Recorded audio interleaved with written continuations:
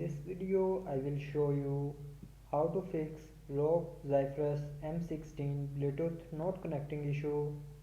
So before starting the video, don't forget to subscribe the channel and also press the bell icon. So let's start the video without wasting any time.